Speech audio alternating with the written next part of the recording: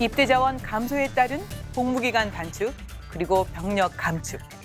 전투 중심의 최적화된 인력 구조 개편을 위해 예비 전력의 내실화는 어떻게 추진되고 있을까요? 미래 환경 변화에 따른 예비 전력의 정예와 방안과 과제는 무엇일까요? 끝방 포커스 지금 시작합니다.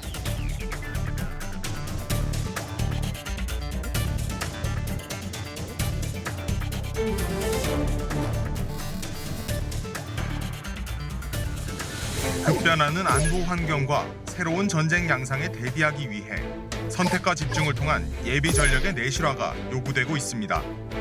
국방개혁 2.0을 통해 획기적으로 개선될 수 있을까요? 지금부터 정예 예비군 양성을 위한 선결 과제를 살펴보겠습니다. 시청자 여러분 안녕하십니까? 윤지연입니다. 지금부터 국방개혁 2.0 예비전력 내실화 추진 현황과 미래 안보 환경 변화에 대처하는 예비전력 정예와 방안을 살펴보겠습니다. 함께 분들 소개해드리죠. 윤진영 국방대학교 예비전력연구센터장 나오셨습니다. 안녕하십니까? 이세영 건양대학교 군사경찰대학 학장 네, 나오셨습니다. 안녕하십니까? 정진섭 원광대학교 군사학과 교수 나오셨습니다. 안녕하십니까? 곽정근 호서대학교 창의교육교양학부 교수 나오셨습니다. 안녕하십니까? 지난달 15일입니다. 미래 안보 환경 변화에 대처하는 예비전력 정예와 방안이란 주제로 세미나가 열렸는데요. 이게 어떤 자리였는지 먼저 얘기 들어보겠습니다. 네, 센터장님. 정말 중요한 세미나가 있었네요. 그렇습니다. 예. 국방대학교 예비전력연구센터는 작년 1월 동원, 예비군, 비상대비 분야의 정책 전문 연구기관으로 창설해서 현재 대내외적으로 활발한 연구 활동에 진력하고 있습니다. 네. 특히 작년 12월 27일 국방안보와 동원 정책 분야의 연구 교류 활성화를 위해서 건양대학교와 동원전력사령부, 우리 국방대학교 안보문제연구소와 MOU를 체결했는데요. 예. 그래서 올 전반기에는 동원전력사령부에서 2회를, 후반기 8월에는 건양대학교에서 세미나를 개최했고 네. 이번 10월 15일 날 국방대학교에서 주관해서 미래 안보 환경 변화에 대처하는 예비전력 정예화라는 주제로 세미나를 개최했습니다. 네. 현재 우리 군은 강한 군대 건설을 목표로 하는 국방개혁 2.0을 추진하면서 예비전력의 역할과 정예화의 중요성은 그 어느 때보다도 더욱 증대되고 있습니다. 이런 의미에서 이번 예비전력 발전 세미나는 예비전력 건설을 위한 기틀을 제공하였고 특히 미국의 ALK라고 있습니다. 아미 리저브 인게이지먼트 셀 코리아, 네. 한국 주둔 예비군 업무조와 싱가포르 난양공대 국방전략연구원 등이 참석해서 미국과 싱가포르의 예비군 제도를 설명을 했고 예. 여기에는 90여 명의 전문 학자들과 동원 관련된 전문가들이 참석해서 네. 국제적인 학술 세미나로 격상되는 큰 의의가 있었습니다. 이번에 참석해 주신 우리 교수님들께서도 네. 현장에 오셔서 또 세미나와 사회자로 참석하는 등 많은 활동을 해주셨는데 다시 한번 이 자리를 빌어서 감사 인사를 드립니다. 고맙습니다. 그러니까 이게 뭐 국제 세미나였네요. 그렇죠. 그렇게 격상이 된 겁니다. 아, 네, 그렇군요. 축하드리고요. 결국은 시대 변화에 맞춘 예비 전력의 정예화에 관련해서 이제 많은 얘기가 다뤄졌고 또 그렇죠. 의견도 주고받은 네, 그렇습니다. 그런 의미 있는 자리였는데요. 네. 그러면 곽 교수님, 네. 우리 이런 자리를 뭐 학군 연이 함께한 세미나였다라고 하지 않습니까? 네네. 그리고 이제 가장 중요한 과제가 수공 과제죠. 그렇죠. 예비 전력의 정예화와 관련된 이제 논의가 있었기 때문에 교수님께서 이제 의견을 주실 것은 정말 우리 군은 예비 전력의 정예화라는 어떤 그런 개념 정리를 어떻게 하면 좋을지요. 네. 예비전력을 보면 그동안 사실상 너무 양적으로 팽창된 가운데 이게 정예화보다는 관리라는 측면으로 이 치중돼 왔던 것이 사실입니다. 네. 그러다 보니까 인원은 많은데 300만, 뭐 지금 275만 이렇게 많은데 과연 이 인원들이 실전 상황에 갔을 때 정상적으로 전투력을 발휘할 수 있을까 예. 하는 그런 의구심을 굉장히 많이 갖고 있습니다. 국방개혁 2.0의 예비전력 정예화 목표를 명확하게 제시하고 있는데요. 상비군과 동등한 수준의 전투 수행 능력을 갖춘 예비군 이렇게 구체화시켜서 아주 네. 명확하게 제시하고 있습니다. 이를 위해서 먼저 방만하게 관리되어 왔던 예비군 규모를 정말 소요에 기초해서 어느 정도로 할 것인가 그리고 이들의 조직과 편성은 어떻게 정비할 것인가부터 네. 출발해야 된다고 봅니다. 그렇게 되면 이 소요에 기초해서 판단된 예비군에 대해서는 무장이라든지 장비, 물자 등의 이 소요가 명확하게 제시될 수 있고 예. 이것을 갖추어 나갈 수 있습니다. 그리고 이렇게 편성이 정비되고 나면 여기에 맞는 복잡한 훈련 유형도 좀 단순화시키고 또 그리고 지금 과학화 훈련 체계가 많이 도입되고 있지 네. 않습니까? 이런 것들을 적용할 수 있는 계기가 된다고 보고 지금 미래 전쟁 환경은 계속 바뀌고 있는데 네. 우리 동원 체계는 1900년대 후반대를 벗어나지 못하고 있어요. 이런 것들을 좀 더 미래 전쟁 환경에 맞게 효율화시키는 이런 작업들이 명확하게 진행돼야 된다고 생각합니다. 예, 알겠습니다. 정 교수님도 세미나 함께 하셨잖아요. 예, 예. 교수님은 어떻게 정리해 볼 수 있겠습니까?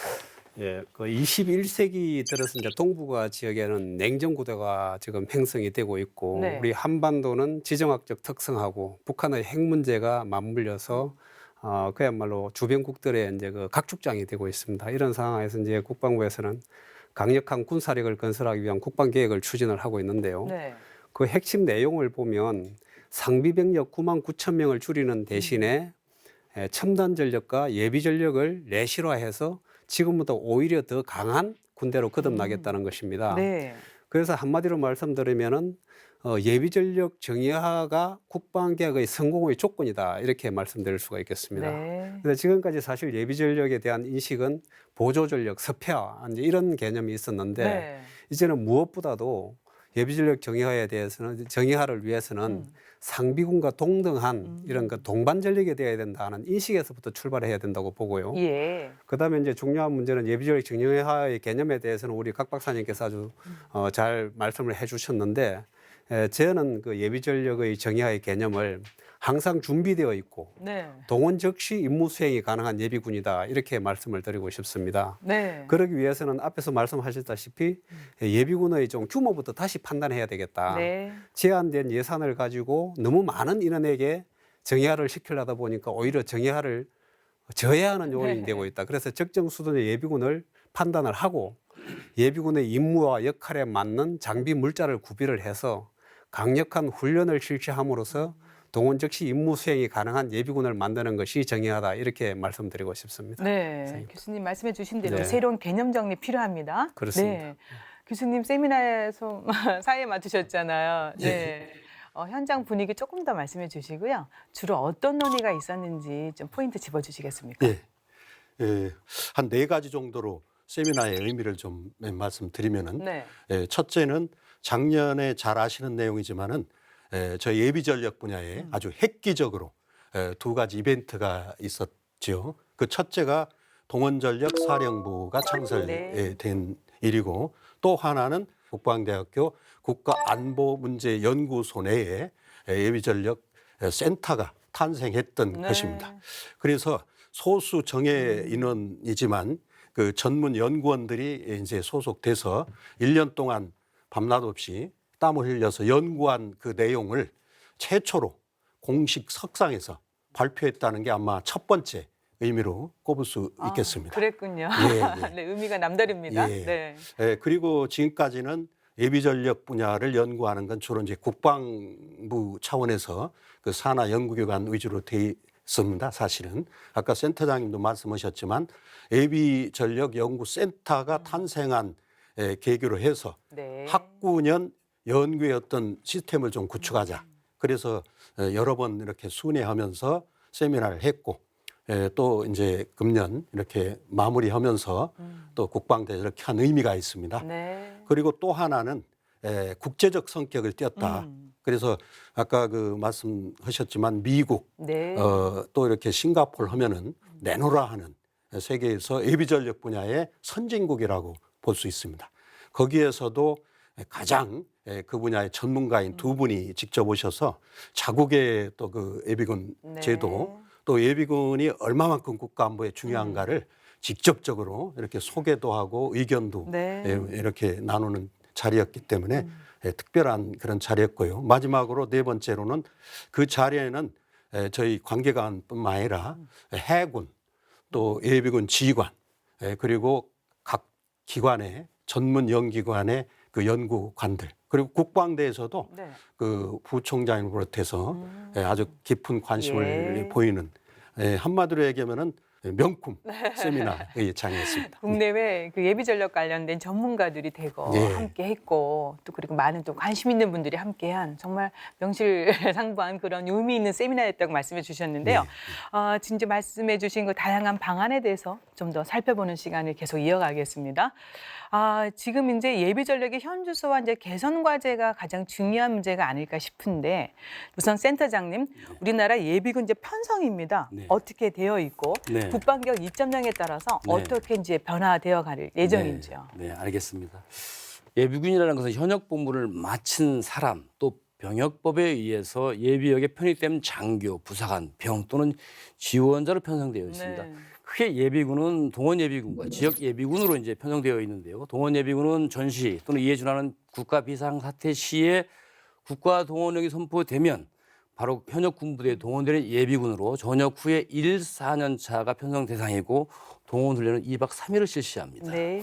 또 주요 임무는 전시 간편 운영되고 있는 군부대의 완전 편성을 위해서 소집 부대에 입소해서 완편 후 현역과 동일한 임무를 수행하고 있습니다. 예. 지역 예비군은 동원령이 선포되는 경우 지역 방위 즉 내고장은 내가 지킨다라는 그런 방위를 위해서 편성된 예비군으로 전역 후에 7, 8년 차 대상으로 편성이 되는데요. 이들은 읍면동 단위로 지역 예비군 부대가 편성되어 있고 직장 예비군 부대를 편성되어 있습니다. 이분들의 주요 임무는 지역 방위 작전을 임무를 수행합니다. 이번에 국방개혁 2.0의 예비군 편성 조정 계획안을 살펴보니까 네. 동원 예비군은 1, 4년 차에서 1, 3년 차로 1년을 축소하고 예. 지역 예비군은 5, 8년 차에서 4, 5년 차로 연차를 축소하고 네. 또 대기 예비군을 대로 신편해서 6, 8년 차는 대기 예비군으로 편성을 하고 훈련은 미실시하는 것으로 편성을 예. 계획하고 있습니다.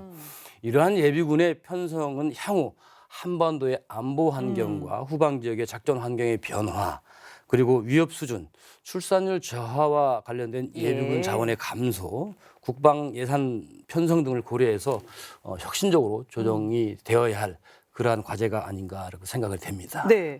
정 교수님. 그런데 이제 예비군 이렇게 편성화나 관련해서 아직도 다양한 의견과 또 목소리가 들리고 있는데 또 평가도 좀 다르더라고요. 네. 특히 이제 지역 예비군의 역할에 대해서 좀 오히려 이제 후방 지역의 어떤 안보 상황을 반영해 본다면 임무를 더 강화시켜야 되지 않느냐는 의견도 있고요. 그래서 이번 세미나에서는 이런 부분과 관련해서 의견을 주고 받았는지 어떻습니까? 예, 예비 전력은 이제 그 중에서도 지역 예비군에 대한 문제는 계속적으로 이제 논의가 되어 왔던 것들인데 네. 이번 세미나를 통해서 많은 그 얘기들이 있었습니다. 우선 말씀하신 대로 예비군도 이제 지역 예비군의 임무를 지금까지는 통상적으로 후방 지역에서 즉 특수작전 부대에 대응하는 이제 주력군으로 이렇게 인식하는 경향이 있었는데 앞으로는 이제 후방 지역에서 지역 안정을 유지하기 위해서 재해 재난이라든지 네. 테러라든지 이런 비군사적 부분까지 확대될 시기가 되었다. 이제 네. 이런 논의가 있었고요. 그다음에 이제 편성에 대해서 우리 윤 박사님께서 말씀하셨는데 지금 상당히 문제점이 많습니다. 뭐냐면 68년도에 향토 예비군을 장설할 때 읍면 단위로 중대를 만들었는데 네.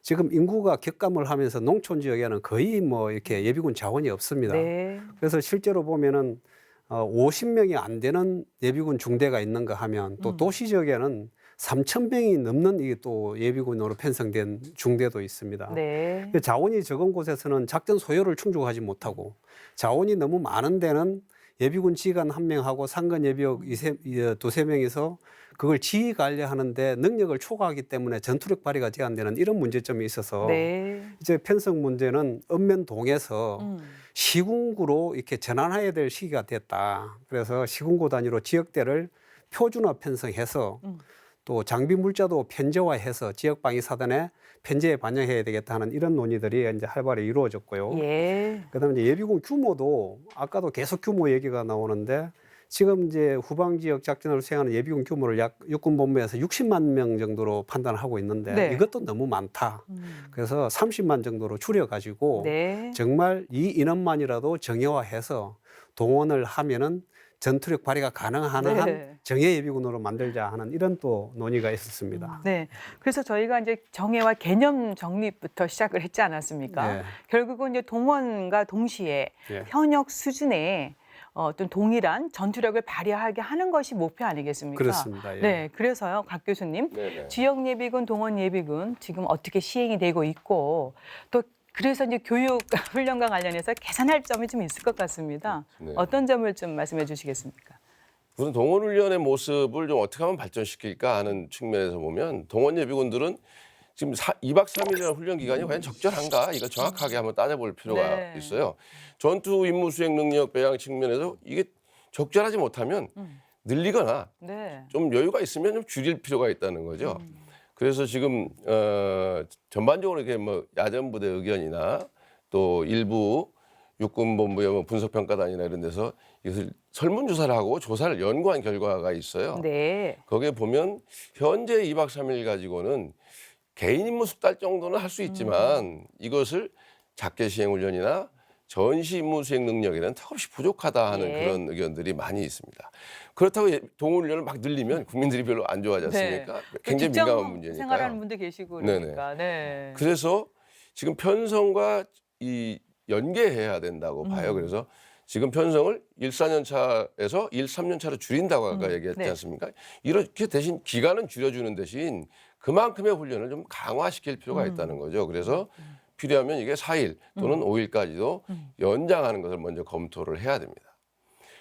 동원 예비군은 말 그대로 동원되면 바로 임무 수행을 해야 됩니다. 북한군은 늘 기습전을 전제로 하고 있어요. 그러면 우리는 동원해서 다시 훈련시키고 동화 기간을 거쳐서 전투에 투입하고 이런 시스템이 아닙니다. 네. 동원되면 바로 전투 현장으로 나가야 돼요. 그러면 이 동원에 지정되는 방법부터 좀 바꿔야 됩니다. 동원에 지정될 때 현역에 어느 지역에서 근무했는지, 부대는 어딘지, 그리고 그 사람의 특기는 무엇인지를 정확하게 파악해서 이 사람이 그대로 지정될 수 있도록 하는 네. 소위 말하면 뭐 현역 복무부대 동원 지정 제도나 권역화 동원 지정 제도를 좀 확대해야 되고 이렇게 해서 한번 지정되면 이 사람이 바뀌지 말아야 되는데 조금만 이사 가도 또 바뀝니다. 그러면 1년 겨우 훈련시켜 놓으면 네. 다음에 다른 인원이 또 들어와요. 예. 전투력 발휘가 될 수가 없습니다.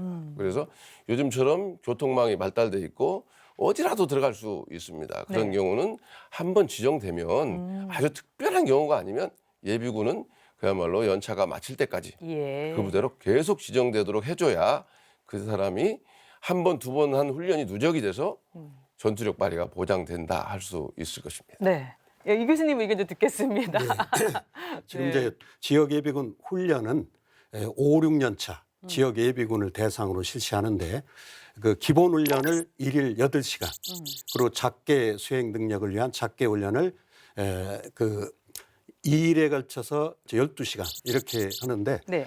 사실은 그 세계 주요 군사 선진국이나 네. 우리하고 대치하고 있는 북한의 그 예비군 훈련을 이렇게 대비해 보면 아주 턱없이 네. 부족한 네. 상태라고 말씀드리고 싶습니다. 그래서 세미나에서는 그 개선안으로 네. 4, 5년 차 그러니까 아까 연차가 네. 조정됐지 않습니까? 지역 예비군을 대상으로 해서 기본 훈련을 좀 보강하자. 그래서 기본 훈련을 2일에 걸쳐서 16시간. 네. 그러니까 1일에 한 8시간씩 이렇게 해가지고 그다음에 작게 훈련은 조금 이제 줄여서 그 1일에 6시간 네. 정도 하자는 게 그 개선안의 중요한 그 방향이었습니다. 네. 사실은 이러한 안에 대해서는 병력 감축이라든가 안보 환경의 변화라든가 전반적 상황을 예. 고려할 때는 저는 전적으로 공감을 합니다. 네. 다만 여기서 대기 예비군에 대해서 조금 우리가 고려해 봐야 될 게 네. 자, 대기 예비군 6년 차부터 8년 차까지 전혀 훈련을 하지 않는 것보다는 연에 한 번 정도 소집을 해서라도 네. 거기에 꼭 필요한 안보 환경이 어떻게 변화됐다. 한반도 안보의 환경이 어떻다. 그리고 예비군 제도에 관련해서 좀 변경된 사항이라든가 예. 최소한 이런 것 정도는 아주 짧은 시간에 와서 듣도록 하는 것. 네. 또 하나 방법은 꼭 모이지 않더라도 차선책으로 사이버 기법을 활용하는 거죠. 예. 사이버 기법을 활용해서 그 내용을 거기다 이렇게 보내서 네. 본인들이 요새는 또 인증 그게 다 되니까 네. 인증해서 본인이 그걸 볼 수 있는 방법 정도는 대기 예비군에도 적용할 네. 필요가 있다 이렇게 봅니다. 네, 뭐 지역 예비군 개선안 그리고 또 대기 예비군 아직은 뭐 시행은 안 됐지만 계획을 수립하고 하고 있는데 대기 예비군의 어떤 개선점까지 또 의견을 주셨습니다. 예.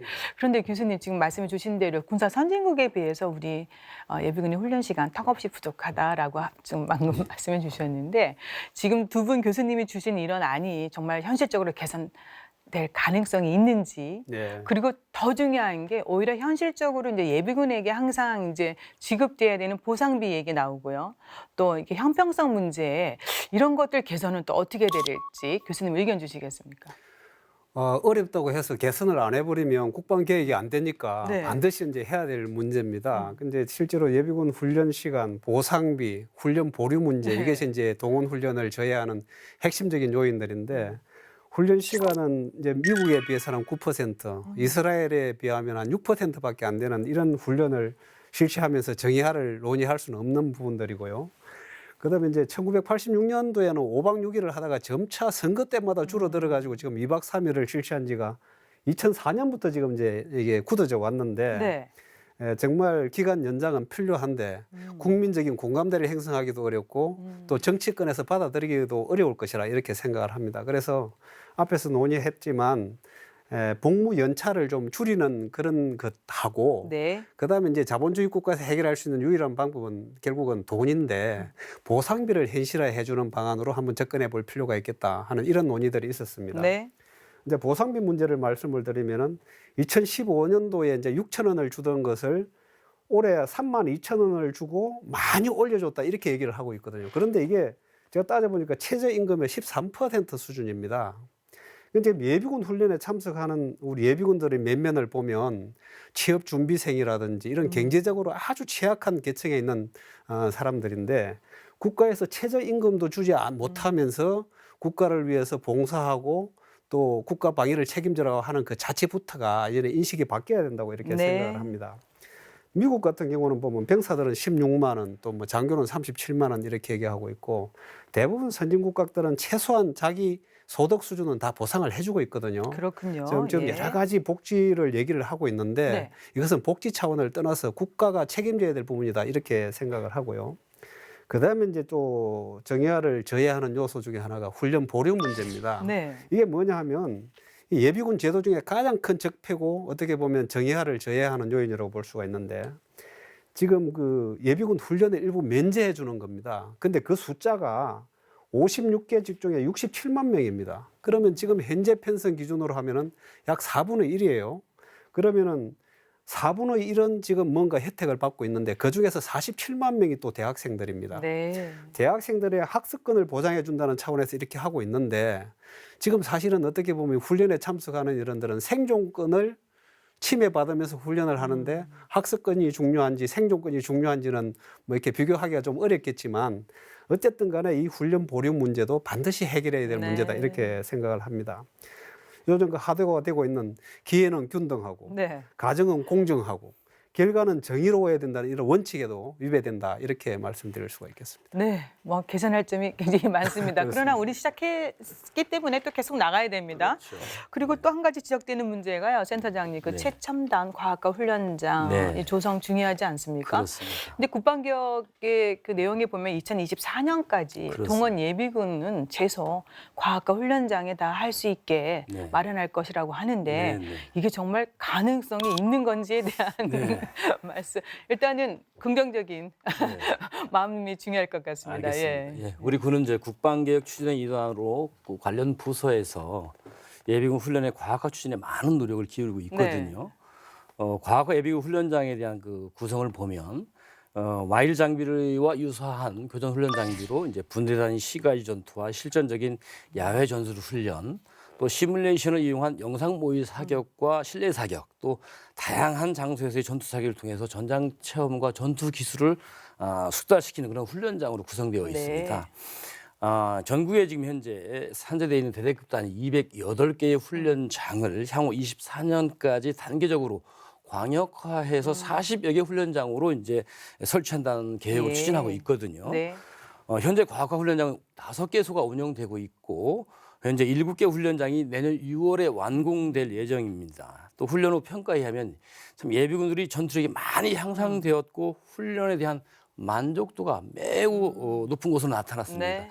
저희 작년에 센터 연구원들과 함께 금곡동 과학화 훈련장을 현장에 가서 체험도 해보고 훈련하는 모습을 현장에서 확인했는데 정말 예비군 훈련에 대한 획기적인 발전이라고 저희들도 평가를 네. 했습니다. 하지만 이 40여 개소를 구축하는 데는 많은 예산이 소요되는 만큼 지속적인 예산 확보와 예. 국민적인 지지와 성원이 필요하다라고 볼 수 있겠습니다. 또한 이제 과학화 훈련 체계 이런 체계적으로 관리하기 위해서는 전문적인 예비군 훈련대의 편성이 지금 계획되어 있는데 이것이 빨리 이제 편성이 네. 되도록 이제 노력을 해야 되겠고 이렇게 지금 4차 산업과 연계해서 과학화 장비가 적시적으로 훈련에 활용될 수 있도록 관련 부서의 노력이 절실하게 네. 요구된다라고 할 수 있겠습니다. 무엇보다도 요 국방개혁을 추진해 나가고 이런 것들 계획대로 추진해 나가기 위해서는 네. 국민적인 이 지지를 받아야 되는데 이런 이 과학화 훈련장을 군대에서만 쓰면 안 된다는 것입니다. 네. 이것을 바로 지역 주민에게 개방도 하고 국민과 함께하는 군의 이미지를 보여줬을 때 빨리 더 갈 수 있지 않을까 이렇게 생각도 됩니다.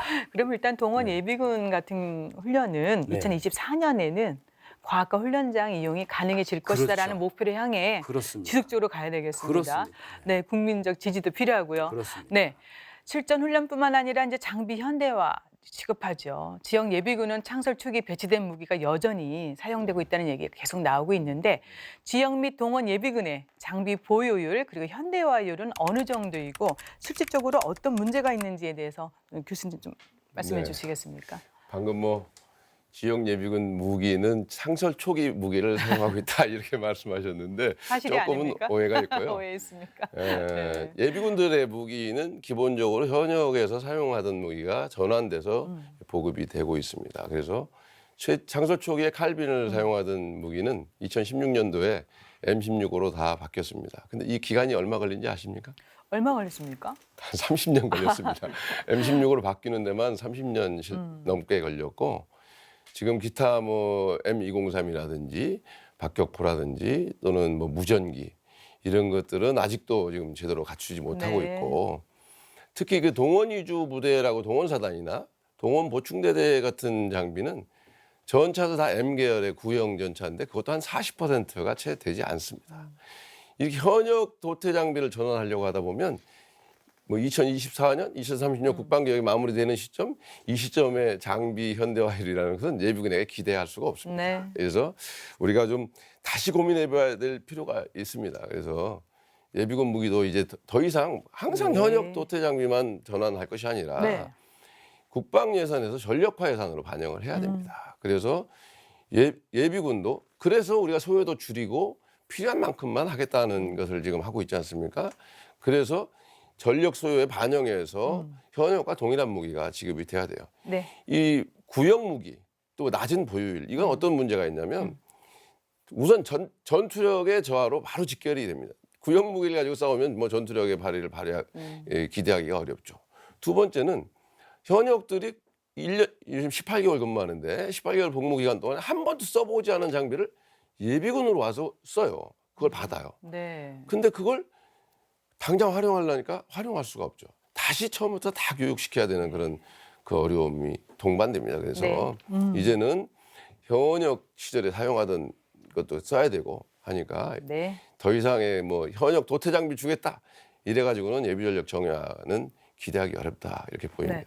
아, 발상의 전환 필요할 것 같습니다. 네. 센터장님 지금 말씀해 주신 대로 네. 그 장비의 어떤 보유라든가 현대화율은 뭐 전투력과 직결됩니다. 군사 그렇죠. 현진국은 어떤 상황이고 네. 우리는 개선할 방법이 정말 있는 건지 네. 어떻습니까? 예, 지금 두 가지 질문을 주셨는데요. 첫째, 군사 선진국의 사례는 미국과 이스라엘을 예를 들어 설명하면 미 육군 예비군은 100만 명으로 정규군이 48만, 주방위군이 34만, 연방예비군이 20만 명으로 편성되어 있습니다. 네. 장비 보유는 정규군과 주방위군이 91%, 연방예비군이 한 90% 정도이고요. 장비 현대화율을 말씀하셨는데 정규군이 한 82%, 주방위군이 74%, 연방예비군이 71%의 수준을 유지하고 있습니다. 네. 이렇게 미국은 예비군도 정규군의 버금가는 장비와 물자를 보유하고 있기 때문에 전투력 또한 정규군과 똑같은 그 능력을 발휘할 수 있는 것입니다. 이스라엘을 볼까요? 이스라엘도 상비군이 한 17만 명이 되고 있고 예비군이 46만, 준군사 조직이 8천여 명으로 편성되어 있는데 이스라엘 같은 경우는요. 무기와 장비 물자가 100% 보유하고 있습니다. 네. 또 이 개인과 부대의 물자 장비는 다 100% 분소대별로 구분해 중대 창고에 보관하고 있거든요. 네. 그래서 이스라엘도 보면 네. 예비군이 지상 전투의 주력군으로 동원 즉시 전투력이 발휘할 수 있는 위주로 편성되어 있고 주 전장에 투입해서 임무를 수행하고 있습니다. 네. 예, 두 번째 질문 주셨던 그 우리 군은 어떻게 개선해야 그러니까요. 되는가 네. 중요하지 않습니까? 우리 군은 국방개혁과 군구조 개편을 뒷받침하기 위해서 동원사단과 동원위주 부대의 편성률을 매우 낮춰놨습니다. 네. 그동안 군대에서 보유 중인 이 장비와 물자의 개선을 위해서 많은 노력을 꾸준히 해왔고 특히 국방부에서 올해는 신형 방탄 헬멧과 전투 배낭을 조기에 보급함으로써 그나마 일부 전투력이 종전보다 많이 향상되고 예. 있습니다. 이와 같이 예비군 장비도 또 점차 개선되고 있는 것은 사실입니다만은 현재 동원사단과 동원 위주 부대의 일부 무기와 장비가 구형으로 편성돼서 아까 곽 교수님도 말씀하셨지만 상비군 수준의 장비 물자 현대화가 시급히 요구된다. 네. 그래서 그 예비 전력도 상비군 못지않게 전쟁 억제는 물론 승리의 주역인 만큼 네. 적정 예산을 편성해서 현대화를 지금보다 좀 더 빠른 예. 속도로 진행할 수 있도록 적극적으로 지원해 주셨으면 한 그런 바람이 있고요. 네. 이 상비군의 병력 감소와 복무기간 단축에 따른 예비군 자원 감소와 관련된 문제 해결은 바로 이렇게 예비 전력의 정예화와 동원 위주 부대의 첨단화로 해결할 수 있다는 것을 우리 모두가 주지해야 할 것입니다. 네, 미국이나 이스라엘 사이에 또 자꾸 벤치마킹하면 좋을 것 그렇죠. 같은데 네. 이렇게 또 조속한 개선을 위해서 교수님 가장 중요한 게 뭐니 해도 예산 아니겠습니까? 지금 이제 국방개혁 2.0 계획에 보면은 이제 증액은 꾸준히 되는데 이제 1%? 뭐 이 1%, 정도 이제 변화는 됩니다. 이게 뭐 만족할 수준은 아닌데 충분하진 않은데 최종 목표 1% 어떻게 보십니까? 1% 하면은 2015년 이후에 제가 0.3%로 계속 5개년간 네. 이게 유지돼서 뛰어넘지를 못했습니다. 그래서 이번에 그 금년도 4월 1일 그 예비군 창설 전후로 해서 문재인 대통령께서도 1%의 목표를 달성하기 위해서 정부에서도 많은 노력을 하겠다는 의지 표명도 격려사에서 하셨는데 네. 1% 정도 수준이면 저는 이런 말씀을 드립니다. 알기 쉽게 F-15K 전투기 한 대 값. 이게 지금 저희들이 이렇게 그냥 예산만 얘기하니까 하는데 이렇게 비교해 보면은 얼마만큼 이렇게 예비 전력 예산이 태부적인가를 이렇게 우리가 알 수 있습니다. 이게 부족하다는 예. 얘기죠, 그러니까. 그렇죠. 네. 그래서 제 개인적 생각이지만은 예. 3%, 그다음에 5%, 7% 논의를 계속하면서 네. 정말 현역에 준한 전투력을 발휘할 수 있는 평시 전쟁 억제와 그리고 전시에 승리를 보장받을 수 있는 전력으로서의 역할을 네. 충분히 할 수 있도록 예산을 확보해 나가야 된다고 네. 제 생각을 일단은 이제 있습니다. 국방 예산이 1%부터 시작을 해서 3, 예. 교수님 말씀해 주는데 점진적으로 좀 확대하면 좋을 것 같습니다. 교수님 의견은 어떠세요? 그 군사력을 건설하면서 좀 유념해야 될 사항이 상비 전력의 적응성하고 예비 전력의 경제성에 좀 주목해야 된다 이렇게 생각을 합니다. 미국 같은 경우에 통계를 제가 보니까 국방 예산 9%를 가지고 예비 전력 39%를 현역처럼 운용을 하고 있습니다. 그러면은 동일한 돈을 투입을 하더라도 예비 전력에게 투자하는 것이 훨씬 더 경제적이라는 얘기거든요.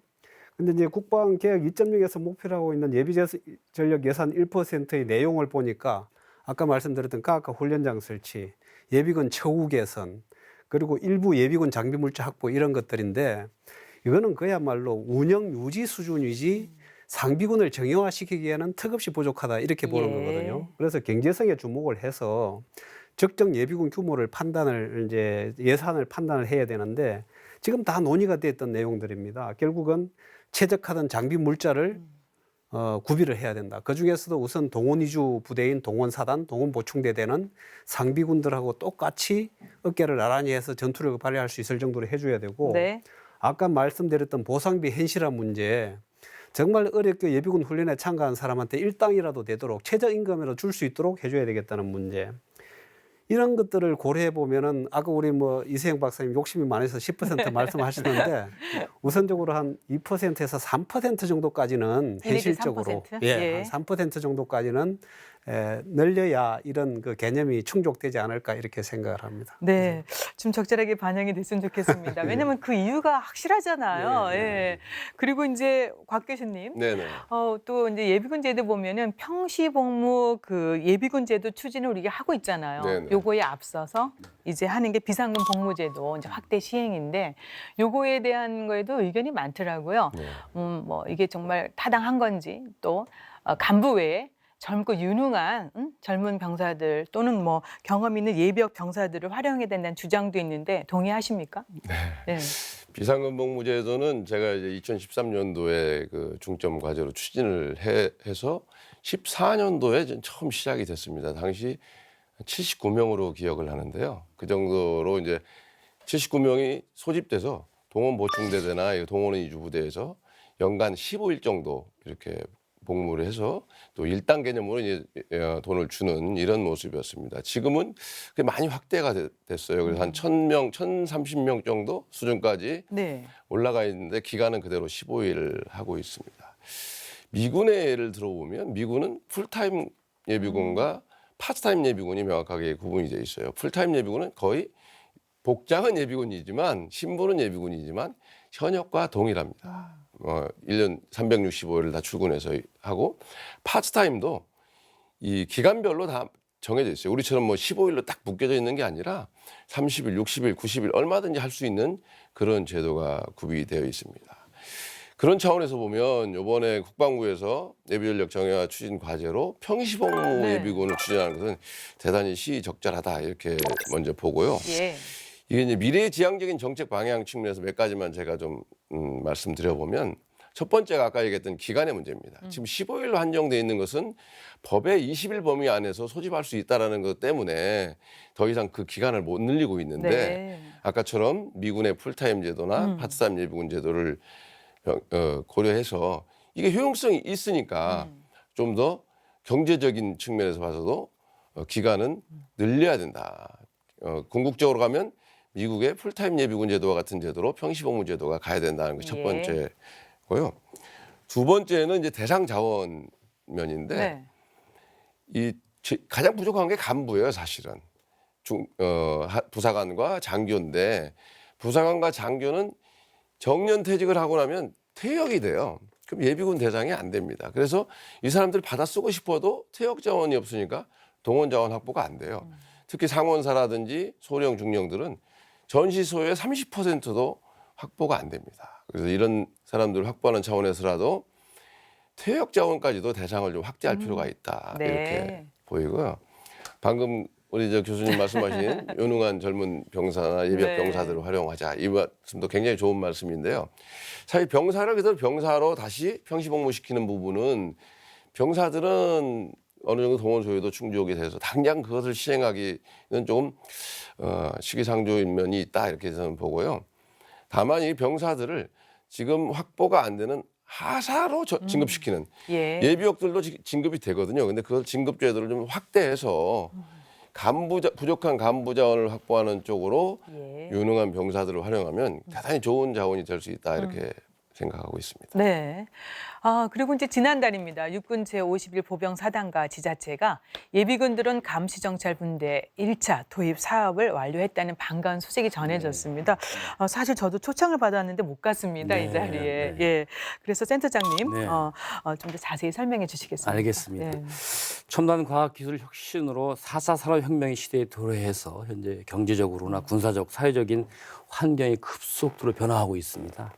이런 4차 산업혁명 시대와 연계해서 우리 지역 예비군 작전 체계나 이런 과학화된 장비나 이런 것들도 운용해서 작전에 투입한다면 정말 병력과 장비 소유를 줄이고 효과적인 지역방위 작전을 할 수 있다고 생각이 됩니다. 이를 위해서 51사단에서 민관, 군경 통합방위 작전 능력과 지역방위 작전 부대의 작전 운용 능력을 향상시키기 위해서 이 행사를 두모했는데 지난 11일 날 수원 월드컵 경기장에서 수원시와 지자체의 지원으로 새롭게 도입한 드론이 테러와 재해 재난 등 이런 위기 상황에서 활용되는 모습을 여러 가지 상황을 상정해서 시연을 했었습니다. 예. 또 그 자리에서는 향후 부안 발전시켜야 할 내용들이 무엇이 있는가 해서 민관 군경 등 주요 관계자 한 300여 명이 참석한 큰 행사였었습니다. 네.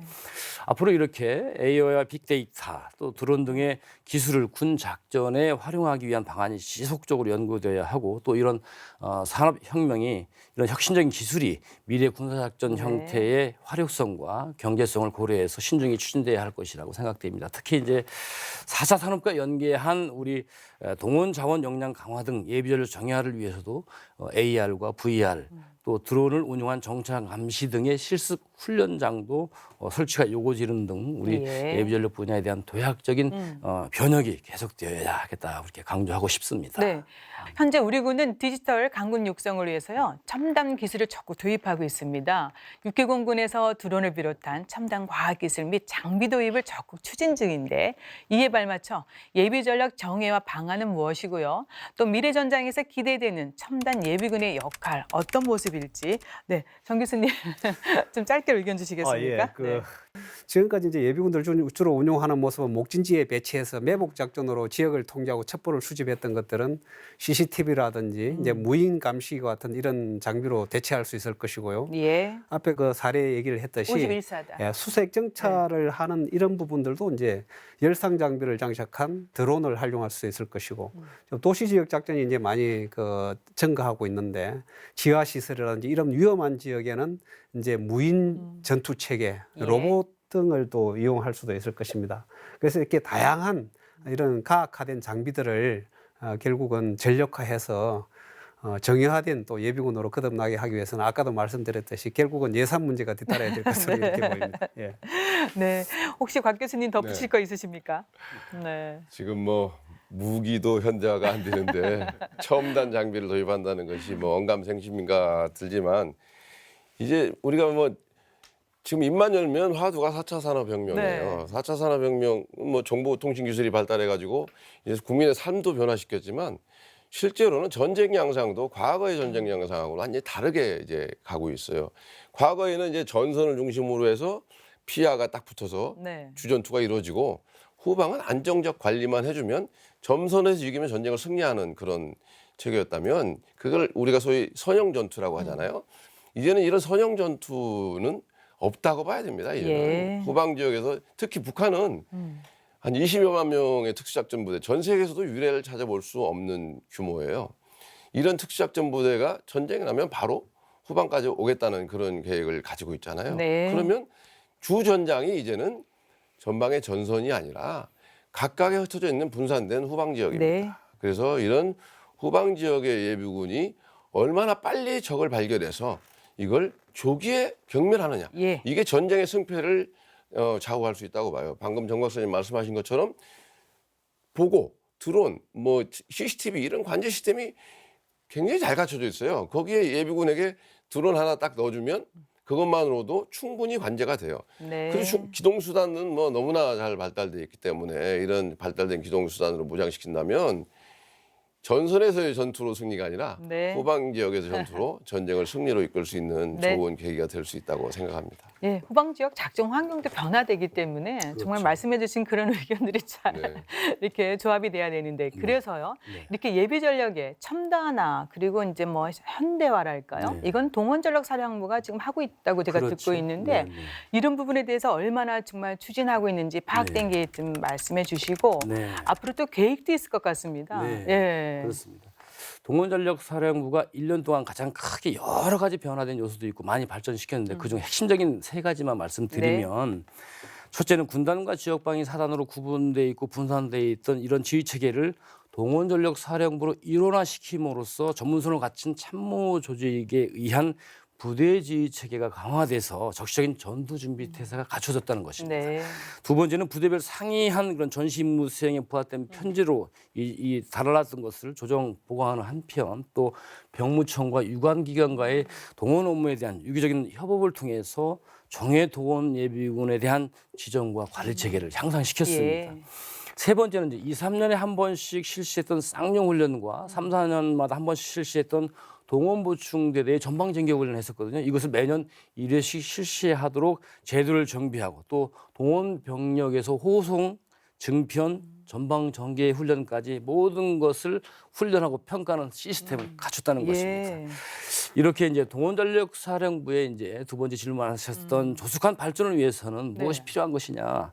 정말 동원사단 등 동원위주 부대가 일할 수 있게 임무 네. 수행을 할 수 있는 가능한 최소한의 편제와 조직이 보강이 요구되겠다라는 것입니다. 두 번째로는 이제 대표적인 보강 소요가 아까 곽 박사께서 말씀하셨지만 비상근 복무 제도를 지금 현재 5개 동원사단과 일부 지역 방위 사단에서 지금 운영 중인데 이 전시 필수직에 대해서는 빨리 운영을 확대하고 예. 또 아울러서 평시복무 예비군 제도의 조기 시행이 요망된다고 할 수 있습니다. 또한 이게 동원 사단의 장비 물자와 전방 사단의 상비 수준에 맞는 현대화된 장비 물자 구비하는 것도 임무 수행 여건을 보장하는데 그 첫병이라고 생각이 됩니다. 네.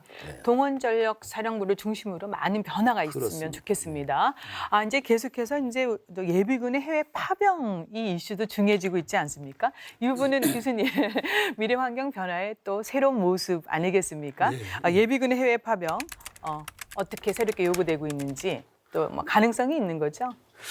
저는 그 예비군을 해외 파병하는 데 있어서 한 6가지 정도로 간단하게 그 이유를 말씀드리고 싶습니다.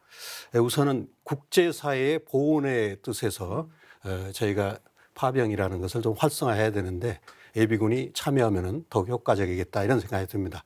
두 번째는 아주 굉장히 중요한 문제인데 병력은 이건 우리가 막을 수 없는 감소되는 추세고 거기다가 뭐 병력이 감축되니까 안보 위협도 같이 자연스럽게 주는 것이 아니라 오히려 다양한 불특정 다수의 위협은 오히려 증가된다면 네. 지금 같은 형태로 현역을 계속 국제사회 요구하는 대로 내보내게 된다면 결국은 본토 방어에 아주 그 굉장히 안보 공백이 생긴다는 차원이죠. 그래서 그거를 어떻게 대체해서 하느냐 하는 측면을 볼 때 네. 예비군을 해외 파병하는 문제가 중요하다. 그리고 네. 세 번째는 지휘관 입장에서 보면은 지금은 이렇게 파병 요원을 이렇게 모집할 때에 자기가 뜻이 있으면 지원하게 돼 있습니다. 네. 그러면 중요한 패키지화된 어떤 장비 이것을 움직이는 데 있어서 가장 핵심적 자원이 지원해서 파병을 가게 되면은 그 장비의 즉각적인 어떤 사격이라든가 네. 유지 이런 데 심각한 문제가 발생합니다. 또 소대장이 파병한다고 해서 선발이 갔다 하면은 그 지휘관 입장에서는 지휘하는데 굉장히 어려움이 또 발생하는 문제가 있죠. 그리고 예비군의 위상 문제입니다. 아까도 말씀하셨지만은 보조 타이어 뭔가 좀 부족한 그런 면이 있습니다. 그래서 예비군을 만약에 제가 시범적이라도 1개 소대 정도 파병을 해서 네. 거기서 현역보다도 더 눈부신 그런 활동을 했을 때 한 순간에 아마 그 모습을 볼 순간 국민들도 그렇고 네. 우리 군인들도 야 역시 역전의 용사란 한마디로 예비군의 인상을 획기적으로 전환시키는 그러한 또 기회가 되리라고 생각합니다. 그리고 예비군 취업 사실은 예비군들은 개인적으로 볼 때 분야별로 아주 특수 그런 능력도 가지고 있기 때문에 이런 기회에 해외 파병에서 그런 경험을 축적함으로써 글로벌한 취업 능력을 갖추고 예. 또 물론 그 기간 동안에 일정한 또 수당을 또 받는 네. 등 취업과도 연계된다는 것은 국가 정책상에도 네. 대단히 중요한 요소. 마지막으로 안보의식 고치입니다. 우리는 6.25 전쟁 이후에 지금도 휴전이라 전쟁 중이지만 네. 직접적인 그런 전투가 없는 상황일 때 국가가 어려울 때 국가 위기관리 차원의 해외의 어려운 국가에 가서 그를 직간접 접한다는 것은 우리 안보의식 함양이나 위기관리 차원에서도 대단한 의미가 있다. 그렇게 의미를 두고 싶습니다. 네, 예비군의 해외 파병 관련 또 새로운 과제가 중요해지고 있습니다. 우리나라의 유엔 안보리 이사국 진출을 뒷받침하고요. 유엔의 요구에 부응하기 위해서 외교부에서 마련한 유엔 PKO 로드맵의 핵심 과제 중 하나가 바로 여성 참여 증진입니다. 그래서 이제 여군 비중이 확대됨에 따라 여성 예비군의 활용도 확대되면 좋을 것 같다라는 의견도 많이 나오고 있습니다. 그래서 곽 교수님, 네. 이런 의견은 동의하시는 거죠? 네네. 여성 예비군 현재 어떤 상황입니까? 네. 네. 여성 예비군은 이제 여성들은 근본적으로 예비군 의무 편성 대상자가 아니죠. 그러다 보니까 예비군법 3조 1항에 보면 지원 야중 선발해서 편성할 수 있다 이런 조항에 근거해서 예비군을 편성하고 있습니다. 예. 여성 예비군은 1985년도로 그 역사가 거슬러 올라가 89년도 그 백령도에서 처음 일개 소대가 창설이 됐어요. 그래서 올해로 한 20여 년이 흘렀는데 지금은 전국에 한 180여 개소에 한 5,600명 네. 여기까지 확대가 되어 있습니다. 많이 늘어나는 셈이죠. 그리고 앞으로 계속 나온 얘기지만 이 병역 자원이 뭐 어차피 줄어요. 그러면 네. 예비군도 줄게 되어 있습니다. 그 공백은 여성 예비군으로도 충분히 메꿀 수 있다 이렇게 생각이 돼요. 실제로 지금까지 여성 예비군을 활용한 것은 주로 전시에는 이제 뭐 지역방위작전 간의 구호나 급식, 치료, 뭐 기타 지원 임무를 그런 것도 수행하지만 최근에 태풍이나 이런 재난 시에도 여성 예비군들이 자발적으로 동원이 돼서 예. 지역 피해 복구에도 적극 나서고 있어서 군에서의 효용성도 물론이지만 네. 지역사회 호응도 대단히 높다 이렇게 네. 보이고 있습니다. 그래서 앞으로 이것을 어떻게 확대할까 하는 측면에서 보면 적어도 시군구 단위의 한 개 부대 이상은 좀 있어야 되겠다 이런 네. 생각이 들어요. 그래서 이것을 군에서도 지방자치단체하고 충분히 협의를 해서 현재 이 없는 지역 위주로 먼저 좀 접근을 하면 네. 시군구 단위 한 개 또는 그 이상의 부대로 확대해 나가면 앞으로 예비 전력의 또 한 틀이 축이 네. 또 여성 예비군이 되지 않을까. 우리나라 여성 워낙 또 이 파워도 있고 잘하지 않습니까? 적극적이잖아요. 네네. 예, 알겠습니다. 여성 예비군 활용 방안 적극적으로 또 방안 모색 필요합니다. 지금까지 미래 안보 환경에 대처하기 위해서 예비 전략 내실화 그리고 정해와 방안에 대해서 뭐 다양한 의견도 들어보고 또 과제도 지금 많이 제시가 됐습니다. 마지막으로 한 번만 더 강조하고 싶고 또 이런 거는 정말 시급하게 해야 된다는 게 있으면 당부의 말씀도 부탁드리겠습니다. 우선 이세영 교수님 먼저 해주시겠습니까? 예. 예, 앞서 말씀드렸지만은 우리 한반도 사실은 제일 아래 지역에서 북한 끝자락까지 1,500km 정도뿐이 안 됩니다. 과거 같으면 굉장히 먼 거리지만 지금은 제가 볼 때는 한순간이라고 이렇게 표현하고 싶습니다. 네. 따라서 예비 전력은 평시에는 전쟁을 억제하고 전쟁이 다시 있어서는 안 네. 되지 않습니까? 그리고 전시가 만약에 불가피하게 또 일어나서 우리가 대응할 경우에는 전시의 승리를 보장받는 바로 파워가 예비 전력이라고 이렇게 다시 한번 말씀드립니다.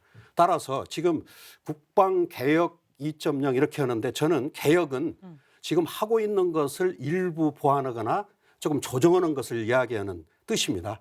그래서 예비 전력만큼은 앞에서 말씀드린 그러한 명분에 공감을 하신다면 네. 개혁이 아니라 혁신 차원으로 접근해서 우리가 해야만이 정말 우리들이 이런 논의하는 이런 과정들이 예. 현실화된다고 이렇게 생각합니다. 이런 측면에서 오늘 또 전국 곳곳에서 훈련장에서 땀 흘려서 훈련하고 생산 현장에서 고생한 예비군 분 그리고 관계가운데 힘찬 박수를 보내드리고 싶고 이런 자리를 이렇게 마련해 주신 방송국에도 정말 예비전력 사랑하는 한 사람으로서 다시 한번 진심으로 감사드립니다. 네. 예비 전력 개혁보다 혁신이 더 중요하다라고 말씀해 주시는데 동감합니다. 예, 교수님도 의견 주세요. 네.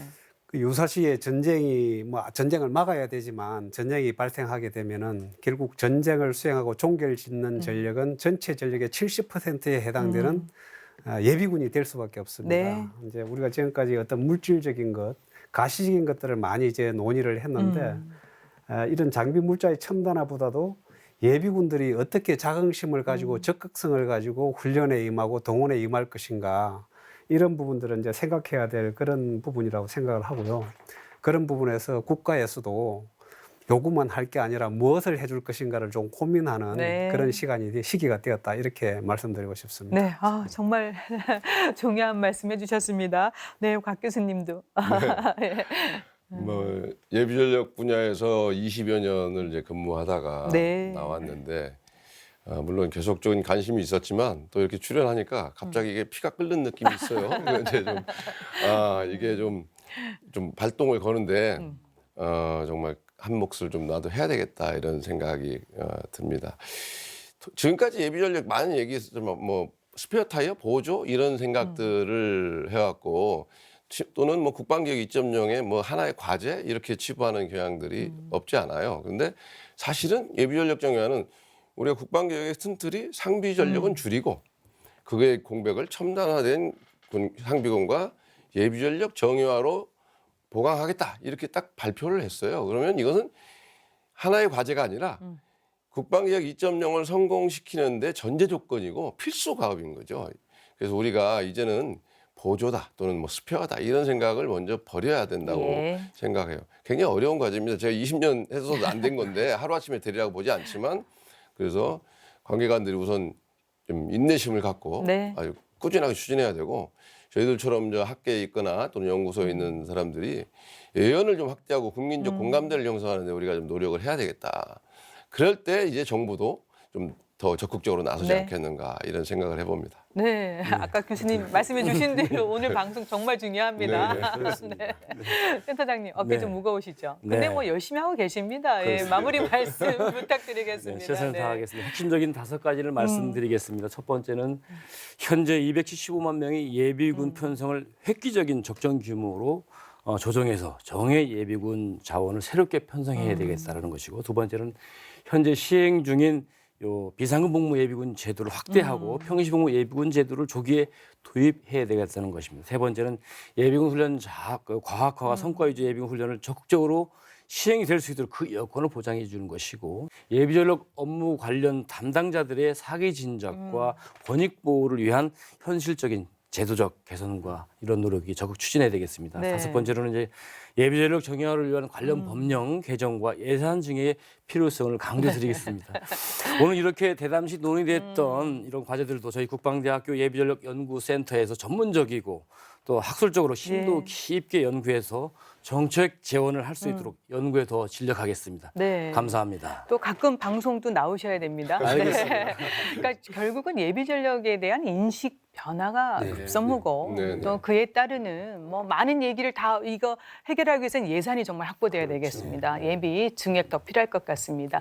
미래 환경 안보에 발맞춘 예비전력의 내실화, 특히 정예화를 위해서 다 같이 노력해야 되겠습니다. 알겠습니다. 시청자 여러분들 더 많은 관심 가져주시기를 기대하면서 오늘 도움 말씀은 여기서 마치겠습니다. 고맙습니다. 감사합니다. 어떠한 안보 위협에도 주도적으로 대응하는 강한 군대 건설을 위해 예비전력의 내실화는 필수입니다. 상비전력의 동반자이자 유사시 핵심 전력, 나아가 세계 무대에서도 활약할 대한민국 예비군의 미래를 기대해보면서 국방포커스 오늘 여기서 마치겠습니다. 시청해주셔서 감사합니다. 다음 주에 다시 찾아뵙겠습니다. 안녕히 계십시오.